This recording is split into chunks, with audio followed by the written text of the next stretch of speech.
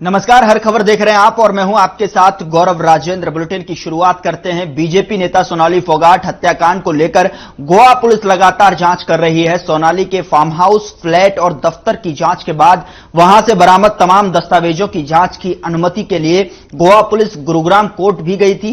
Goa police ने दावा किया कि अभी गुरुग्राम में जांच बाकी है। गौरतलब है कि सोनाली मामले में अभी तक पीएस सुधीर सागवान और सुखविंदर समेत कई लोगों को पुलिस हिरासत में ले चुकी है। हालांकि अभी भी सवाल लगातार यही बना हुआ है कि आखिर कब सोनाली की हत्या की गुत्थी सुलझेगी और कब सोनाली के हत्यारे पुलिस की गिरफ्त में होंगे।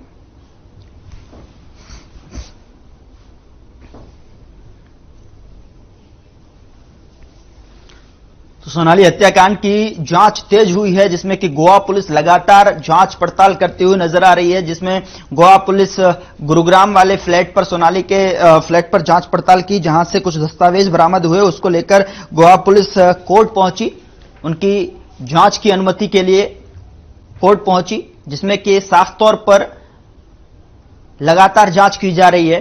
फार्म हाउस, घर, दफ्तर के बाद गुरुग्राम फ्लैट पर भी जांच हो चुकी है। तो फिलहाल अभी गुरुग्राम में और भी जांच बाकी है, जिसको लेकर सवाल भी लगातार उठ रहा है कि आखिरकार ये सोनाली मर्डर केस की गुत्थी कब सुलझेगी।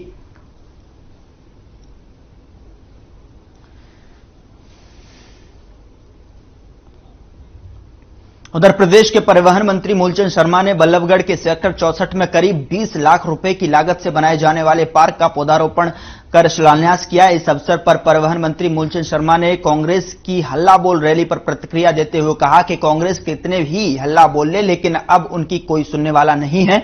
जनता भाजपा सरकार की रीति और नीति में अपना विश्वास बना चुकी है।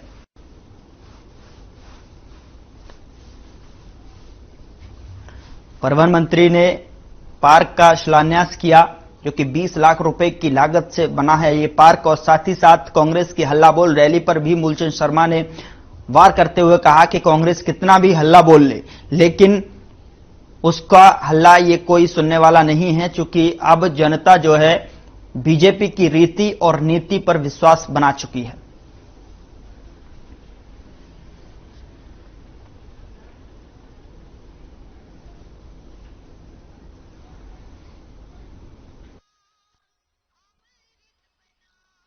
जो भी लागत होगी इसकी चारदीवारी, इसका फुटपाथ है, उसकी तैयारी सारी हमने की है और जल्दी ये बनकर तैयार होगा। बहुत लंबे समय से डिमांड थी। ये होंडा के सेक्टर है और जितनी भी लागत 18-20 लाख जो भी होगी इसे बना के तैयार करेंगे।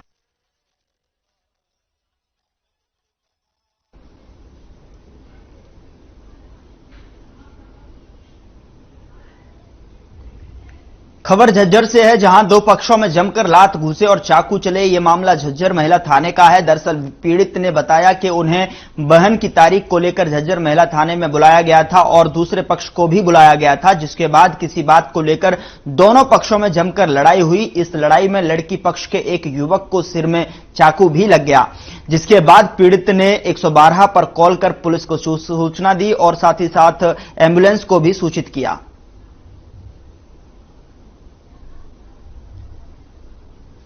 महिला थाने में झगड़ा हुआ। देखिए तस्वीरों में किस तरीके से दोनों ही पक्ष आपस में हमलावर हैं और साथ ही साथ इस हमले में बताया जा रहा है कि एक दूसरे ने लात घूसे और चाकू से हमला किया, जिसमें कि एक युवक के सिर में चाकू जा लगा, जिसके बाद 112 पर पुलिस को सूचित किया गया। उसके बाद पुलिस ने मामले को संज्ञान लिया, जिसका वीडियो भी सामने आया है। तस्वीरों में आप देख सकते हैं कि किस तरीके से दोनों पक्ष आपस में भिड़ते हुए नजर आ रहे हैं और एक दूसरे पर लात घूसे और चाकू बरसाते हुए दिखाई दे रहे हैं।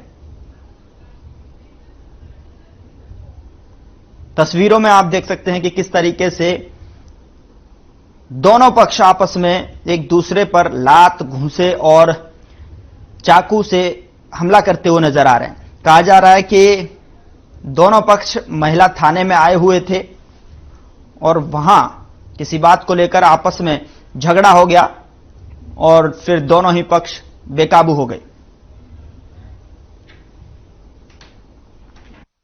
8 तारीख को आ रहे थे।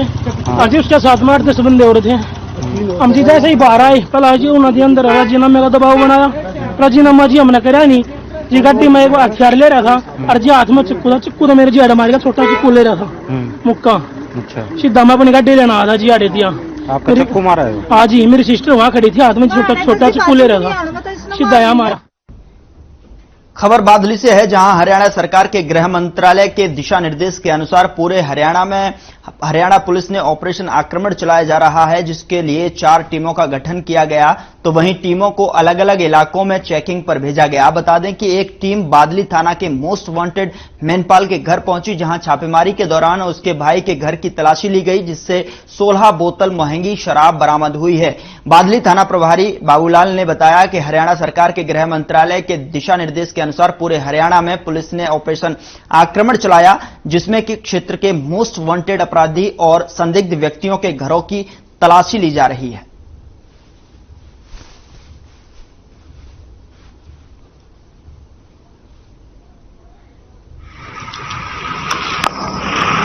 थाना बादली के मोस्ट वांटेड मेनपाल उर्फ डीला, जो कि प्रोक्लेन ऑफेंडर है थाने का, 5 लाख का इनामी बदमाश है, उसके घर पर पहुंची एक टीम हमारी। तो जैसे उसके घर के बाहर पहुंची तो उसको टीम को कुछ आवाजें अलग से खटपटाट की सुनाई दी। शक के बिना पर उसका गेट खुलवाया गया। तो गेट पर उसका भाई विक्रम पुलिस को दिखाई दिया। पुलिस को देखते हुए घर में अंदर की तरफ भागने लगा, जीनों पर चढ़ने लगा। पुलिस ने काबू किया उसको और तलाशी ली तो उसके पास से 16 बोतलें महंगी शराब विस्की बरामद हुई है। उसको इस मामले में अरेस्ट। उधर पुलिस ने गिरोह का पर्दाफाश किया है। बताया जा रहा है कि सिक्योरिटी गार्ड ट्रेनिंग के फर्जी सर्टिफिकेट बनाने वाले गिरोह का पर्दाफाश किया गया है। इस मामले में पुलिस ने 2 लोगों को गिरफ्तार किया है, जिसकी पहचान ललित निवासी प्रतापगढ़ और सुरेंद्र निवासी गाजियाबाद के तौर पर हुई है। आपको बता दें कि ये दोनों आरोपी एक सिक्योरिटी एजेंसी में काम करते थे और दोनों आरोपियों ने 50 से 60 व्यक्तियों को फर्जी सर्टिफिकेट बनाने के लिए कहा था। वहीं थाना प्रभारी एसएचओ बाबूलाल ने बताया कि आरोपी जहांगीरपुर में uniform security and facilities private limited नाम से ट्रेनिंग सेंटर चलाता है। साथ ही उन्होंने बताया कि दस्तावेजों का दुरुपयोग करके नकली सर्टिफिकेट तैयार करने के लिए लोगों को दिए जाते थे।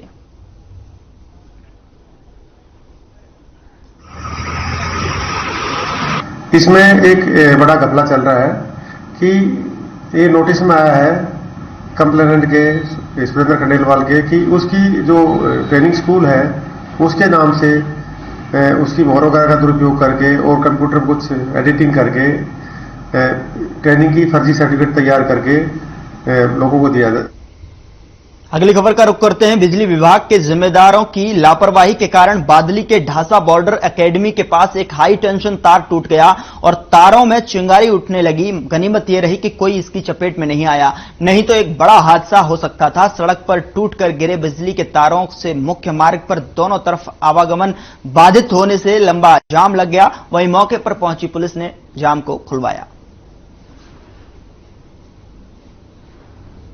दिल्ली के कैलाश हिल्स और ईस्ट ऑफ कैलाश के निवासियों के एक समाजसेवी और स्वयं सहायता समूह ने शिक्षक दिवस पर सराहनीय कदम उठाया है। समूह ने 6 साल से 14 साल तक के आर्थिक रूप से कमजोर बच्चों की प्रतिभा को उभारने और शिक्षा के स्तर को सुधारने की पहल की है। गौरतलब है कि बच्चों की शिक्षा का स्तर सुधारने के लिए हर रविवार को शिक्षक इन बच्चों को पढ़ाएंगे। पढ़ाई के साथ ही छात्रों की प्रतिभा को भी विकसित किया जाएगा। समाज कल्याण के इस कार्यक्रम के रूपरेखा तैयार करने में कैलाश हिल्स के निवासी और बेनेट यूनिवर्सिटी के लॉ डिपार्टमेंट की assistant professor doctor Daksha Sharma ने अपनी दूरदर्शिता का परिचय दिया है। राइजिंग स्टार कार्यक्रम के शुभारंभ समारोह में इंडियन लॉ इंस्टीट्यूट के निदेशक प्रोफेसर डॉक्टर मनोज कुमार सिन्हा ने बतौर मुख्य अतिथि शिरकत की।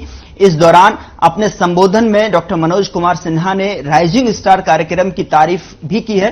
साथ ही उन्होंने कहा कि नागरिकों को उनके कर्तव्यों के प्रति जागरूक रहना चाहिए। तो वहीं विशिष्ट अतिथि के तौर पर राज्यसभा में नेता विपक्ष के सचिव रविंद्र गैरीमेला ने शिरकत की। रविंद्र गैरीमेला ने भी कार्यक्रम की तारीफ करते हुए इसे प्रेरणीय बताया है।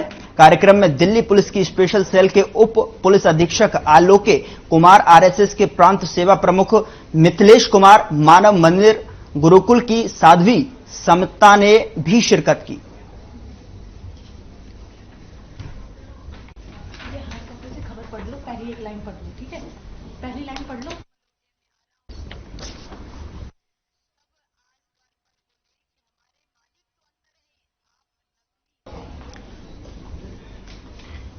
अगली खबर का रुख करते हैं। हिसार में बिजली पंचायत का आयोजन किया गया। साथ ही साथ आपको बता दें कि यहां पर लगातार जो अधिकारी हैं उनको बिजली मंत्री ने यहां पर समस्याएं भी सुनी।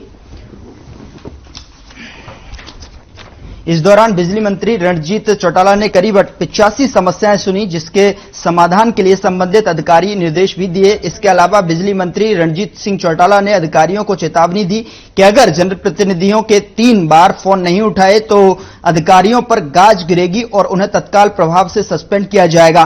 साथ ही बिजली मंत्री ने कहा कि प्रदेश में अभी बिजली के दाम बढ़ाने का कोई इरादा नहीं है। पंजाब की तरह बिजली फ्री नहीं कर सकते हैं, लेकिन सरकार किसानों को 24 घंटे बिजली दे रही है। कोविड काल के दौरान जिन लोगों ने बिजली के बिल नहीं भरे थे और उनका कनेक्शन कट गया था, उनका सरचार्ज माफ किया जाएगा।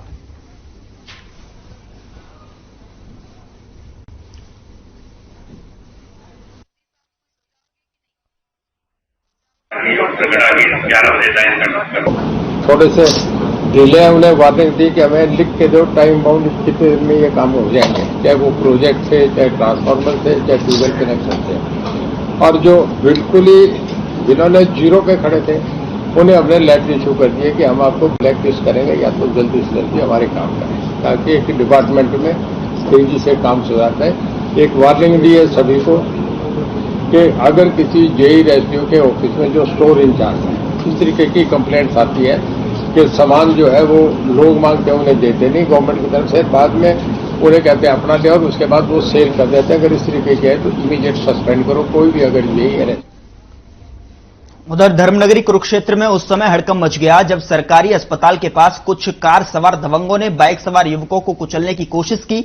इतना ही नहीं, जब बदमाश बाइक सवारों को कुचलने में कामयाब नहीं हुए तो उन्हें फायरिंग करना शुरू कर दिया। वहीं एक बाइक सवार युवक अपनी जान बचाने के लिए लेडीज टॉयलेट में घुस गया, लेकिन बदमाशों ने उसे वहां भी नहीं छोड़ा और उस पर गोली चला दी, जिसके चलते युवक जख्मी हो गया। चश्मदीद रमेश ने बताया कि कार सवार बाइक सवार की जान के दुश्मन बने हुए थे। वहीं घटनास्थल पर पहुंचे पुलिस अधिकारी प्रेम सिंह ने बताया कि पुलिस मामले की जांच कर रही है।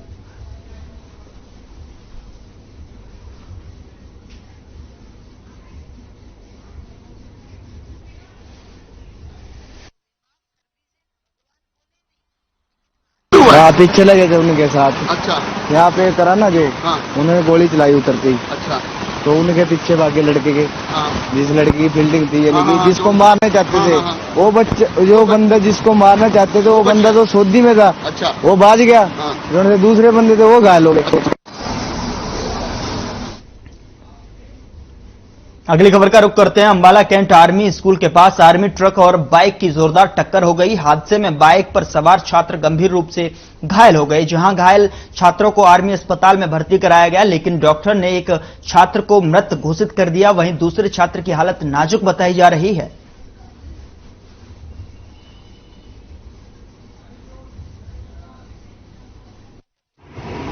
आज सुबह करीब 7:15 बजे सूचना मिली थी कि जो आर्मी पब्लिक स्कूल से रोड अंदर जाता है तो थाना की तरफ सच्ची सरकार दरगाह है, उसके पास एक ट्रक, आर्मी का ट्रक जो बस के तौर पे यूज करते हैं, उसका एक्सीडेंट हुआ है एक मोटरसाइकिल से।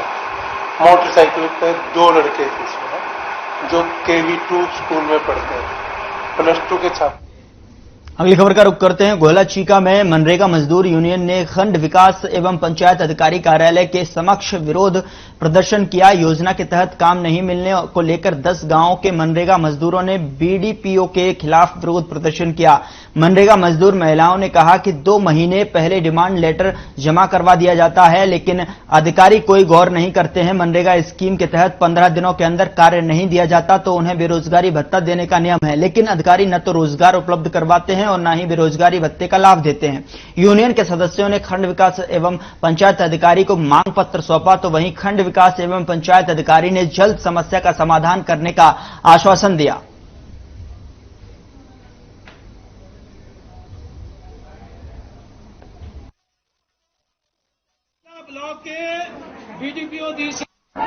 मांग की हमारे गांव में मजदूरों को काम दिया जाए, इनके मांग पत्र ले लिया गया है और जिनकी मांग के अनुसार जिन जिन गाँव में नरेगा स्कीम के तहत काम उपलब्ध है वहाँ पर इनको काम उपलब्ध करवा दिया जाएगा समय के अनुसार। करते हैं जो पहले आ रहे हैं उनको पहले दिया जाता है, जो बाद में आ रहे हैं। और काम की जो रूपरेखा होती है, जो गाँव में कई इरिगेशन के काम, नहरों के काम, कई सड़कों के काम है, कई तालाब सफाई के काम है, जिस अनुसार जो पहले आ जाता है उसको पहले काम हमारे पास पेंडिंग है तो उसको देते हैं। समस्या मजदूरों ने काम के जो डिमांड करते हैं वो अभी ने 2 महीने के आसपास हो गए हैं और कानून ये कहता है यदि 15 दिनों के अंदर अंदर यदि काम नहीं दी गया तो उनको बेरोजगारी भत्ता दो। हम इनसे आज ये पूछने आए हैं, हमने 2 महीने के काम के फार्म जमा कराए थे, ना तो आपने काम दिया है और ना हमारे को बेरोजगारी भत्ता दिया है। जी हमने धरना प्रदर्शन इसलिए किया है कि मनरेगा मजदूर यूनियन में जो मनरेगा वाले हैं उनको 2-2 महीने डिमांड जमा करवा के जाते हैं बीडीपीओ कार्यालय में, कोई जवाब नहीं देते उस डिमांड का। मजदूर ऐसे ही भटकते रहते हैं। उधर ऑल इंडिया किसान खेत मजदूर संगठन के बैनर तले किसानों ने तोशाम क्षेत्र के फसल खराब का उचित मुआवजा सरकार से देने की मांग की है। इस विषय को लेकर एसडीएम कार्यालय तोशाम में मुख्यमंत्री हरियाणा सरकार के नाम ज्ञापन सौंपा गया।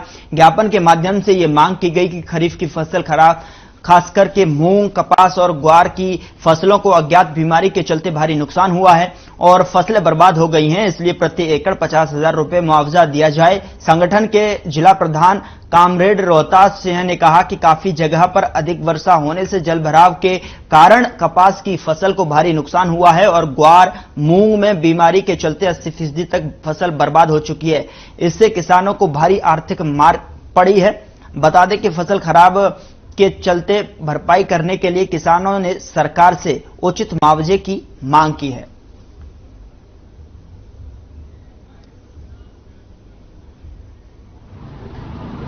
अपनी जो खरीफ की फसल थी ग्वार, मूंग और कपास, ये हमारे किसानों की 80% से 90% तक खराब हो चुकी है।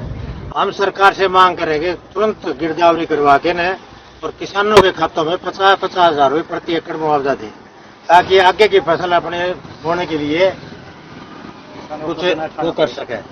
तो क्या मुख्य कारण है जिससे फसल खराब हुई? फसल खराब होने का कारण जैसे करड़ी में तो पानी भरा हुआ है। किसान को जितना खर्चा लगना चाहिए ना खरीफ की फसल के ऊपर, उतना सारा खर्चा और जितनी मेहनत करनी चाहिए ना उतनी मेहनत सारी हम आज कर चुके हैं हमारी फसल के ऊपर। लेकिन अब हमारी फसल है ना वो मान के चलो 10 या 20% ही बची है। इतना इसमें ये झुलसा रोग पता नहीं क्या क्या रोग हमारे तो समझ में नहीं आ रहा। हमारी फसल 80 से 90% खराब हो चुकी है और हम सरकार से इतना था कि सफेद गिरदावरी करवा के एक तो कंपनसेशन मुआवजा दिया जाए और जो जिनका बीमा है ना उनका जो क्रॉप कटिंग का उसका हिसाब से किसानों को विश्वास में लेके किया जाएगी। खबर अंबाला से है, जहां किसान अपनी मांगों को लेकर कई बार डीसी कार्यालय गए और रोष प्रदर्शन किया, लेकिन उनकी मांगों को लेकर अभी तक कोई हल नहीं निकला है। इसी को लेकर किसान धरने पर बैठ गए। वहीं मीडिया से बातचीत करते हुए किसानों ने कहा कि पिछले काफी समय से उनकी कई मांगें लंबित पड़ी हुई हैं। पशुओं में आई बीमारी को लेकर मुआवजे, फसलों की गिरदारी और साथ साथ मुआवजा और नारायणपुर शुगर मिल में गन्ने की बकाया पेमेंट को लेकर अभी तक उन्हें कोई हल नहीं मिला है। आगे कहा कि अगर उन्हें कोई आश्वासन नहीं मिलता तो ये लोग जो हैं अनिश्चितकालीन धरने पर बैठ जाएंगे।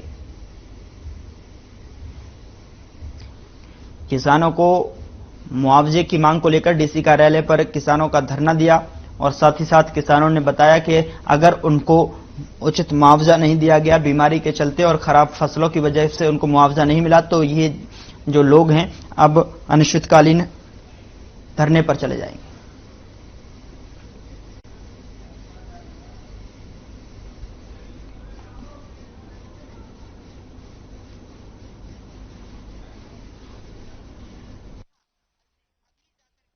मांगों को लेकर हुआ तो जो मांग पत्र दिए हुए हैं पहले एक 29 तारीख को दिया था, एक 15 तारीख को दिया, उनके जवाब के लिए उन्होंने क्या कार्रवाई की है सरकार ने, डीसी ने या प्रशासन ने, हमारे पास कोई भी लिखित में उत्तर नहीं आया है। ना ही हमें गांवों में कोई पटवारी गिरदौरी करता मिला है, ना ही किसी ने हमसे रिपोर्ट मांगी है। इसलिए इनसे पता करने आए हैं डीसी कार्यालय में कि भैया आपने हमारे जो मांग पत्र आपको 2 दिए थे उनके बारे में आपने क्या कार्रवाई की है। फिलहाल बुलेटिन में इतना ही। आप देखते रहिए हर खबर।